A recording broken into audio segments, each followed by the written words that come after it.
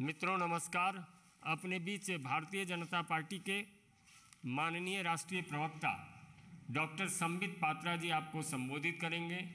मेरा विनम्र निवेदन है माननीय संबित जी से कि आपको संबोधित करें। धन्यवाद माननीय संजय जी और आप सभी पत्रकारों को कि इस महत्वपूर्ण विषय पे एक शॉर्ट नोटिस पे आप लोग आज यहाँ पे उपस्थित हुए। बहुत दुखद विषय है। बार बार भारतीय जनता पार्टी कहती है कि कुछ विषय जिन पे कभी राजनीति नहीं होनी चाहिए, उन विषयों पे भी हिंदुस्तान में कुछ पार्टी राजनीति करने का भरसक प्रयास कर रही है। उनमें से एक विषय भारत की सेना का है, भारत की सेना के तरीकों का, भारत की सेना के गौरव का है। बड़े दुख के साथ हमें कहना पड़ रहा है कि आप सबने देखा कि समय समय पर कई पॉलिटिकल पार्टी, जिसमें खास करके कांग्रेस और आम आदमी पार्टी प्रधान है, उन्होंने समय समय पर भारत की सेना को लेकर कंट्रोवर्सीज खड़ी की। भारत की सेना को लेकर के जिस प्रकार का वातावरण बनाया है, कहीं ना कहीं इट बिलिटल्स द इंडियन आर्मी।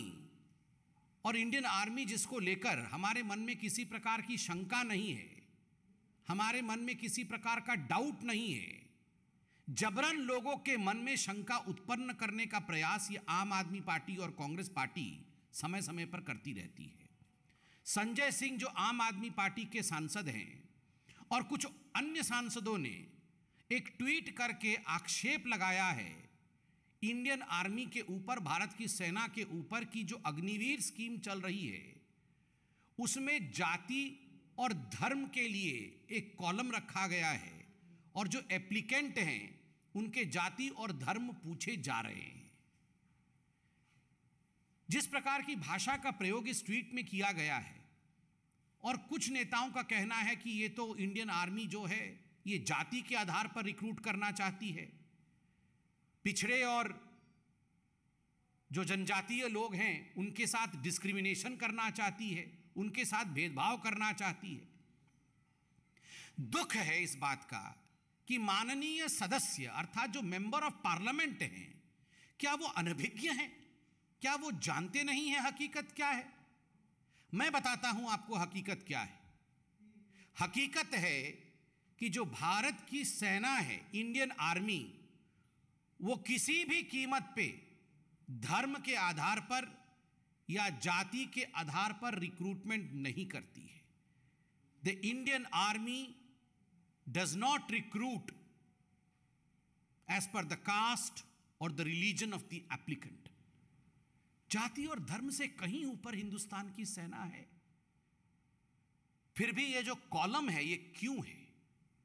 इसका उत्तर 2013 में देश के सर्वोच्च न्यायालय सुप्रीम कोर्ट के पटल पे मिला। एक इंडिविजुअल ने इस पे पीआईएल दाखिल किया था सुप्रीम कोर्ट में और कहा था कि जातीय और धर्म के आधार पर क्यों ये कॉलम होते हैं इंडियन आर्मी में।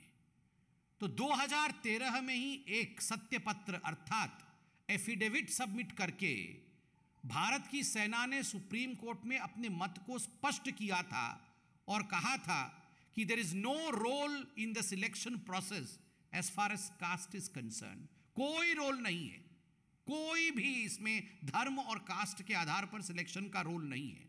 किंतु एक प्रशासनिक अर्थात एडमिनिस्ट्रेटिव और संचालन या परिचालन, जिसको अंग्रेजी में ऑपरेटिव कहते हैं, यह एक ऑपरेटिव रिक्वायरमेंट है, यह एक प्रशासनिक या एडमिनिस्ट्रेटिव रिक्वायरमेंट है। 2013 में सुप्रीम कोर्ट में इंडिया की आर्मी ने कहा था। 2013 में किसकी सरकार थी?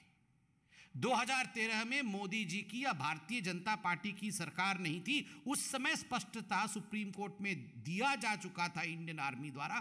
क्या ये माननीय सदस्य नहीं जानते? क्या ये कांग्रेस पार्टी नहीं जानती? क्या ये आम आदमी पार्टी नहीं जानती? फिर भी इंडियन आर्मी को अखाड़े में घसीट के लाना और उसके साथ दो दो हाथ करने की यह प्रवृत्ति उचित नहीं है। कहीं ना कहीं ये राजनीति करते करते देश की आर्मी को बदनाम करने का काम है। धर्म का जो कॉलम है क्यों मांगा जाता है? बहुत स्पष्ट रूप से आर्मी ने कहा है हमारे रिक्रूटमेंट प्रोसेस में धर्म का कोई स्थान नहीं, किंतु अनफॉर्चुनेटली, अभाग्यवशत, यदि कर्म क्षेत्र में युद्ध के समय किसी जवान को शहादत या वो बलिदान को प्राप्त हो जाता है, तो उसकी जो अंत्येष्टि की जाएगी, उसके जो अंतिम क्रियाएं की जाएंगी, वो कैसे की जाएंगी, ये निर्धारित करना भी सेंसिबिलिटी और सेंसिटिविटी के आधार पर होता है। इसलिए धर्म का एक कॉलम होता है। उसके बावजूद ये जानते हुए संजय सिंह और आम आदमी पार्टी और कुछ और नेताओं ने जिस प्रकार का सवाल उठाया है, ये कुलक्षित सवाल है, ये मन को कष्ट देने वाला सवाल है। बंधुगण, इंडिया की आर्मी में रिक्रूटमेंट का एक प्रोसीजर है, और ये जो रिक्रूटमेंट का प्रोसीजर है, यह कोई आज का बना हुआ प्रोसीजर नहीं है। ये प्री इंडिपेंडेंस के समय, भारत स्वाधीन हो, भारत की स्वतंत्रता मिले, उससे पहले का ये प्रोसीजर चला आ रहा है। और ये जो पूरा प्रोसीजर है, एक स्पेशल आर्मी ऑर्डर के अंतर्गत पोस्ट इंडिपेंडेंस के समय में इसे फॉर्मलाइज किया गया था, और वही प्रक्रिया अभी भी चल रही है। जो special army order post independence के समय में फॉर्मलाइज किया गया, वही प्रक्रिया अभी भी चल रही है। उसमें किसी प्रकार का परिवर्तन, no change has been made by the Modi government, किसी प्रकार का परिवर्तन मोदी सरकार द्वारा नहीं किया गया है।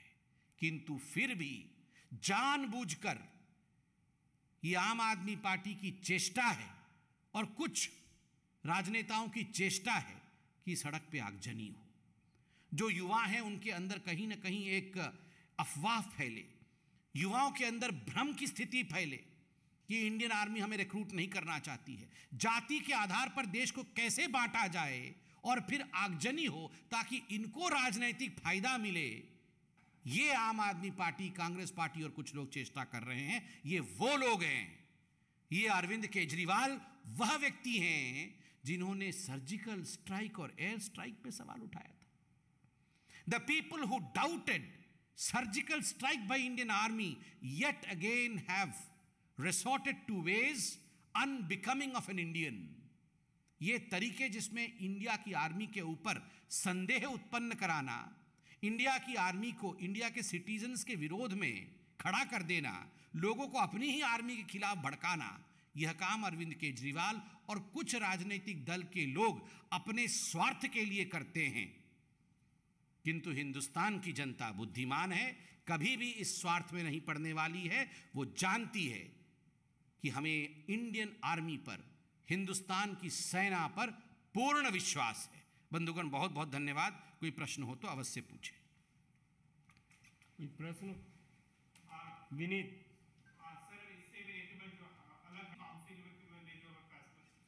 नीरज पांडे। सर, आप आम आदमी पार्टी और कांग्रेस पे सवाल खड़े कर रहे हैं, लेकिन आपकी पार्टी के सांसद वरुण गांधी ने भी सेम सवाल खड़े किए, उन्होंने ट्वीट करके बताया था। देखिए, हमने जो अभी सच्चाई यहां बयान किया है, the facts that we have stated here, ये उन सभी लोगों के लिए है जिनके मन में भारत की सेना के लिए किसी प्रकार का संशय है। For all those who feel that there is an iota of doubt against Indian Army, we have put the facts. The Indian Army has also issued a statement. Hindustan की सेना ने भी एक स्टेटमेंट इशू किया है। मुझे लगता है इसमें राजनीति करने की आवश्यकता नहीं है। धन्यवाद।